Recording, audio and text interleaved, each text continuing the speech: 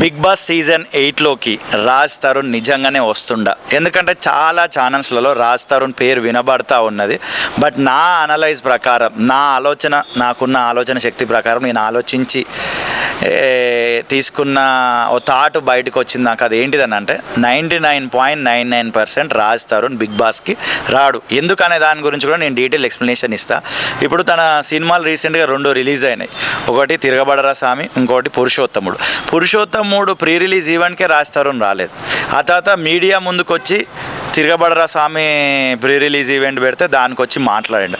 ఆ తర్వాత మరలా మాట్లాడలేదు. మీడియా గురించి తాను ఏం ఎక్స్ప్లెనేషన్ కూడా ఇవ్వలేదు. మీడియా దగ్గరకు వచ్చి తన మీద వస్తున్న రూమర్స్ గురించి స్టార్టింగ్ ఒక ప్రెస్ మీట్ ఇచ్చిందంటే అంతే. సో తాను ఒక ఫేస్లో ఉన్నాడు ప్రజెంట్. తన పర్సనల్ లైఫ్కి సంబంధించి తాను మానసికంగా ఏ స్టేజ్లో ఉండో మనం చెప్పలేం.